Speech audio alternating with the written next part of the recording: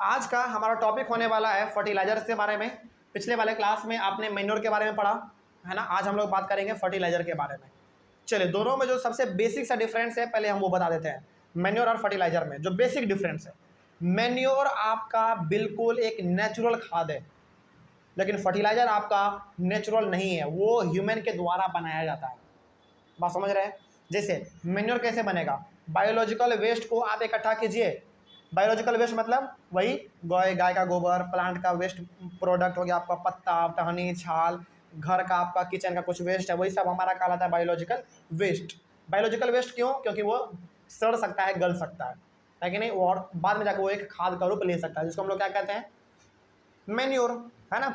तो मैन्योर जो है वो बेसिकली नेचुरल तरीके से बनता है, उसमें किसी प्रकार का हम लोग खाद का ऐड नहीं करते हैं। लेकिन फर्टिलाइजर तो पूरी तरीके से ह्यूमन मेड है, उसमें हम लोग जो है केमिकल का इस्तेमाल करते हैं। ठीक है, यही दोनों में फ़र्क है। मैन्योर एक नेचुरल खाद है, फर्टिलाइजर आपका एक केमिकल वाला खाद है। चलिए, आप जानते हैं कि आखिर फर्टिलाइजर में क्या लिखा हुआ है। Fertilisers are commercially produced plant nutrients. देखिए, ये भी जो है ना, फर्टिलाइजर भी हमारे प्लांट को न्यूट्रिएंट्स प्रोवाइड करते हैं, लेकिन ये कैसे बनता है, ये कॉमर्शियली बनता है।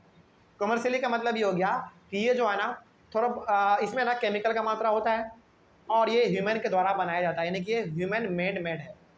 बात समझ में आ रही है? यानी कि ये मैन मेड खाद है, लेकिन ये भी प्लांट को क्या प्रोवाइड करेगा, न्यूट्रिएंट ही प्रोवाइड करेगा, जिस प्रकार से मैन्योर करता है। ठीक है, आगे बढ़ते हैं फिर।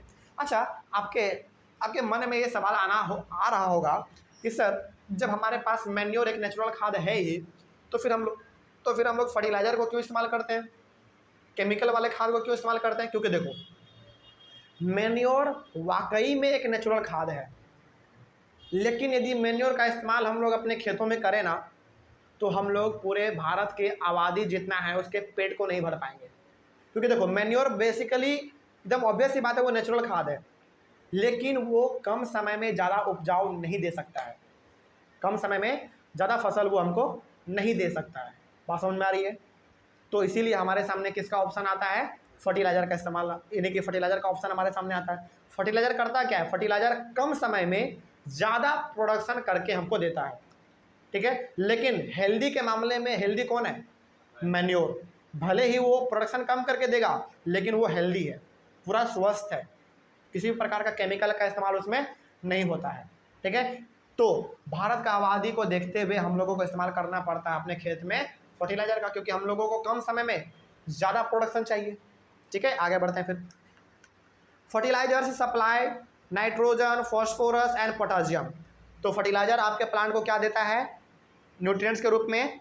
फर्टिलाइजर आपके प्लांट्स को न्यूट्रिएंट्स के रूप में नाइट्रोजन देगा, फॉस्फोरस देगा और क्या देगा, पोटासियम देगा। ठीक है, उसके बाद fertilisers are used to ensure good vegetative growth. अच्छा, फर्टिलाइजर का बेसिकली हम लोग इस्तेमाल क्यों करते हैं, क्योंकि हम लोगों को क्या मिले, गुड वेजिटेटिव ग्रोथ मिले। गुड वेजिटेटिव ग्रोथ का मतलब ये है कि हमारा अच्छी तरीके से लीफ में ग्रोथ आए, है ना, ब्रांच हमारा ज़्यादा से ज़्यादा फैले, और हमारा जो फ्लावर है वो अच्छी तरीके से फले फूले। क्योंकि फ्लावर अच्छा होगा तो ऑब्वियस सी बात है फ्रूट भी अच्छा होगा, क्योंकि फ्लावर से ही हमारा फ्रूट निकलता है ना। तो हम लोग यदि अपने खेतों में फर्टिलाइज़र का इस्तेमाल कर रहे हैं, तो कहीं ना कहीं हम लोग बढ़ावा देने के लिए कर रहे हैं, किसको, लीफ को, ब्रांच को, फ्लावर्स को। और इसके साथ ही साथ हम लोग और क्यों इस्तेमाल करते हैं फर्टिलाइज़र का, क्योंकि हमारा जो प्लांट है वो हेल्दी ग्रोथ करे, यानी कि जल्दी जल्दी वो ग्रोथ करे। हेल्दी के मामले में तो वो हेल्दी होता नहीं है, लेकिन हेल्दी का मतलब यहाँ पे ये है कि वो जल्दी जल्दी ग्रोथ करे, क्योंकि हाँ, कम समय में प्रोडक्शन ज़्यादा वो अच्छा करके दे हम लोगों को। तो ये होता है हमारा फर्टिलाइजर से। आगे बढ़ते हैं। Fertilisers are a factor in the higher yields of high cost farming. देखो, ये सबसे बड़ी बात यहाँ पे कही गई है। यदि आप अपने खेतों में अच्छे अच्छे फर्टिलाइजर का इस्तेमाल करेंगे, तो ऑब्वियस ये बात है आपको उपज भी अच्छा मिलेगा, लेकिन आपका पैसा भी तो ज़्यादा लगेगा, है कि नहीं। क्योंकि देखो, अच्छे अच्छे फर्टिलाइजर को आप खरीदिएगा तो अच्छा अच्छा पैसा भी लगेगा, लेकिन अच्छा अच्छा आपको उपज भी तो मिलेगा, है कि नहीं। तो यदि आप अपने खेतों में ज़्यादा पैसा इस्तेमाल करते हैं, ऑब्वियस सी बात है, बड़ा नॉर्मल बात है, यानी कि इनपुट अच्छा होगा तो आउटपुट भी अच्छा होगा, इनपुट अच्छा तो आउटपुट भी अच्छा। वही बात है यहाँ पे, कि fertilisers are a factor in the higher yield of high cost farming, यानी कि ज़्यादा पैसों वाला यदि आप खेती करना चाहते हैं ना, तो आप किसका इस्तेमाल कीजिए, फर्टिलाइजर का इस्तेमाल कीजिए, वो भी कीमती फर्टिलाइजर का। नहीं करना चाहते हैं तो मैन्योर का इस्तेमाल कीजिए, वो भी आपको फसल देगा लेकिन उसमें टाइम ज़्यादा लगेगा। ठीक है, आगे बढ़ते हैं फिर। Fertilisers should be applied carefully in terms of proper dose, time and observing pre and post application precautions for their complete utilisation. देखिए, फर्टिलाइजर का इस्तेमाल हम लोगों को फील्ड में कैसे करना चाहिए भाई, क्या अंधाधुन कर देना चाहिए? नहीं, फर्टिलाइजर बेसिकली हमारे प्रोडक्शन को बढ़ाता है, लेकिन फर्टिलाइजर का इस्तेमाल हम लोगों को उतना ही करना चाहिए जितना की ज़रूरत हो। वही यहाँ पे लिखा हुआ है प्रॉपर डोज, यानी कि बिल्कुल एकदम आप कह सकते हैं कि बराबर मात्रा में देना चाहिए, ना कम ना बेसी, एकदम बराबर होना चाहिए और सही समय पर देना चाहिए।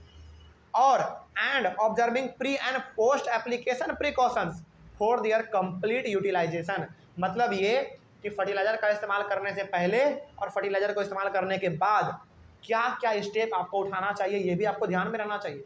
ऐसा नहीं कि खेतों में फर्टिलाइजर डाल दिए और जाके घर में महीनों तक जाके सूत गए, ऐसा नहीं होना चाहिए। क्योंकि देखो, फर्टिलाइजर को डालने के बाद भी फर्टिलाइजर को, यानी कि खेत में फर्टिलाइजर को डाल देने के बाद भी खेतों में काम करना पड़ता है। ऐसा बिल्कुल भी नहीं होता है कि आप एक बार खेत में फर्टिलाइजर को छींट दिए और जाके आप 2 महीना सो गए, ऐसा नहीं होता है। उसके लिए आपको देखभाल करना पड़ता है। बहुत बार यदि आप फर्टिलाइजर को खरीदेंगे ना, तो उसमें ना फर्टिलाइजर के डब्बे में या फिर पैकेट में किस प्रकार से उसको इस्तेमाल करना है वो भी लिखा रहता है, यानी कि प्रिकॉशन। तो इस्तेमाल करने से पहले और इस्तेमाल करने के बाद आपको क्या सावधानी बरतना है फर्टिलाइजर को इस्तेमाल करने को लेकर, ये भी आपके ध्यान में रहना चाहिए। तो फर्टिलाइजर अच्छा प्रोडक्शन करता है, केवल ये दिमाग में ना लाकर अंधाधुंध इस्तेमाल कर रहे हैं, ऐसा नहीं होना चाहिए। फर्टिलाइजर को इस्तेमाल करने का भी तौर तरीका होता है। ठीक है, आगे बढ़ते हैं। Continuous use of fertilisers in an area can destroy soil fertility. अब ऐसा भी होता है कि यदि आप एक ही जगह पर लगातार फर्टिलाइजर का इस्तेमाल कर रहे हैं तो वहाँ के मिट्टी का जो फर्टिलिटी होता है वो पूरी तरीके से बर्बाद हो जाता है। यानी कि कभी कभी आपको फर्टिलाइजर का इस्तेमाल नहीं भी करना चाहिए। इससे होगा क्या, इससे होगा कि आपका जो सॉइल का फर्टिलिटी है वो बरकरार रहेगा। क्योंकि देखो, यदि आप एक ही जगह पर बार बार केमिकल डाल रहे हैं, फर्टिलाइजर क्या है, बेसिकली केमिकल ही तो है। यदि आप एक ही जगह पर बार बार केमिकल डाल रहे हैं तो कहीं ना कहीं आप उस मिट्टी के फर्टिलिटी को खराब कर रहे हैं, है कि नहीं? आगे बढ़ते हैं। Fertilisers can be used for short term benefits in crop production. Fertiliser को क्रॉप प्रोडक्शन में शॉर्ट टर्म के लिए इस्तेमाल करना चाहिए, यानी कि कम समय के लिए। लंबे समय तक यदि आप लगातार फर्टिलाइजर का इस्तेमाल कीजिएगा तो कहीं ना कहीं आपका फसल जो है वो खराब भी हो सकता है और आपका सॉइल का फर्टिलिटी भी बर्बाद हो सकता है। तो फर्टिलाइजर का इस्तेमाल शॉर्ट टर्म के लिए बहुत अच्छा है। मान लीजिए कि यदि आपको तुरंत अनाज का उपज करना है तो आप क्या कर सकते हैं, फर्टिलाइजर का इस्तेमाल कर सकते हैं, लेकिन लंबे समय तक आप नहीं कर सकते। यदि आप लंबे समय तक लगातार फर्टिलाइजर का इस्तेमाल करते रहें, इससे आपके फसल पे भी प्रभाव पड़ेगा और आपका सॉइल का फर्टिलिटी भी खराब हो जाएगा। ठीक है, लेकिन but manure can be used for long term benefits in crop production. यदि आपको लंबे समय तक क्रॉप का प्रोडक्शन करना है, यानी कि अनाज का उपज करना है, तो आप लगातार इस्तेमाल कर सकते हैं किसका, मैन्योर का। क्योंकि मैन्योर से सॉइल पे किसी भी प्रकार का कोई प्रभाव नहीं पड़ता है, यानी कि गलत इम्पैक्ट उसमें नहीं आता है। ठीक है, तो फर्टिलाइजर का इस्तेमाल आप लगातार नहीं कर सकते हैं, लेकिन मैन्योर का इस्तेमाल आप लगातार फसल के उपज के लिए कर सकते हैं, क्योंकि मैन्योर से कोई भी हानि नहीं होता है। वो बेसिकली क्या है, आपका नेचुरल खाद है कि नहीं? आगे बढ़ते हैं। इसके बाद ऑर्गेनिक फार्मिंग का मतलब ऐसा खेती जिसमें कि किसी भी प्रकार का केमिकल का इस्तेमाल ना हो, या फिर केमिकल का इस्तेमाल हो भी तो बहुत ही कम, यानी कि ना के बराबर। ठीक है, यही हमारा होता है ऑर्गेनिक फार्मिंग। एक बार फिर से बता रहे हैं क्योंकि इंपॉर्टेंट है।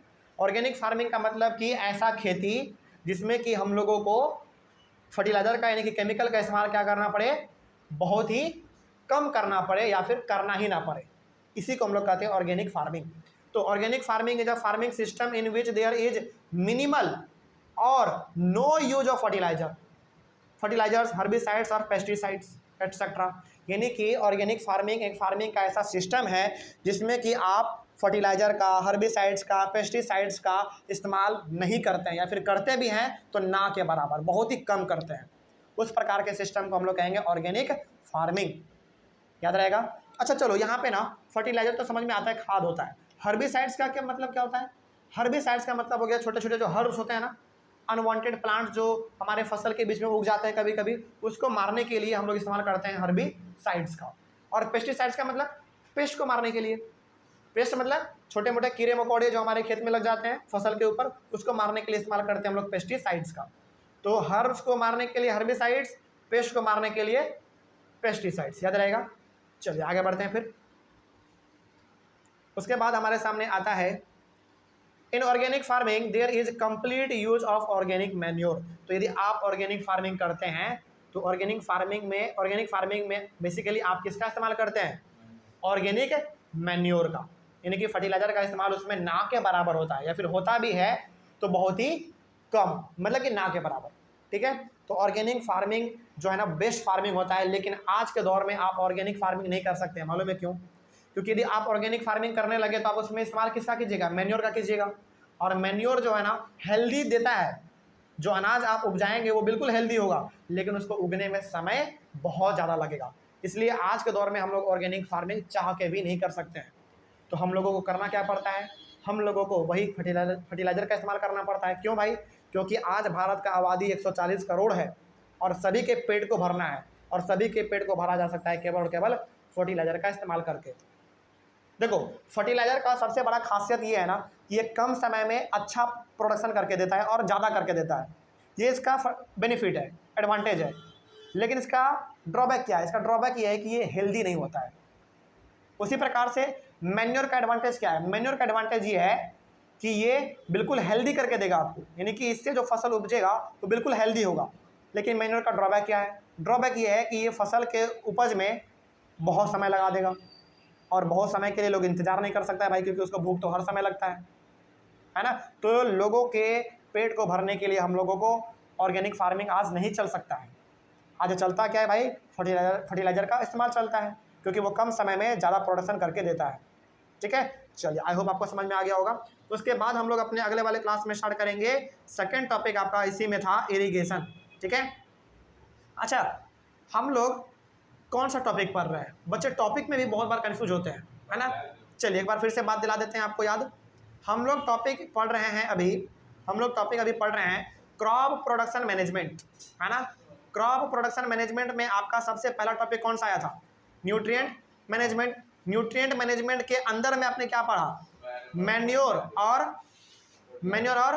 फर्टिलाइजर के बारे में आपने बात किया, है ना। उसके बाद आपका सेकंड टॉपिक आता है, न्यूट्रिएंट मैनेजमेंट के बाद आपका इरिगेशन आता है। इरिगेशन के बाद आपका आएगा क्रॉपिंग पैटर्न। ठीक है, उसको हम लोग अपने अगले वाले क्लास में कंटिन्यू करेंगे। तो अगले वाले क्लास में बेसिकली हमारा टॉपिक होने वाला है इरिगेशन के बारे में। ठीक है, चलिए आई होप आपको समझ में आ गया होगा। आप लोगों को कोई डाउट इसमें? ठीक है ना।